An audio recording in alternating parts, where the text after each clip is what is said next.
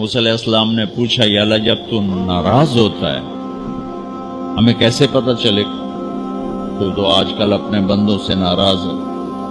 تو اللہ تعالیٰ نے فرمایا جب میں ناراض ہوتا ہوں حکومت بے وقوفوں کو دیتا ہوں، اجعل الملک فی سفہائہ، حکومت بے وقوفوں کو دیتا ہوں، والمال فی بخلائہ، اور پیسہ بخیلوں کو دیتا ہوں جو ذرا گن گن کے خوش ہوتے رہیں،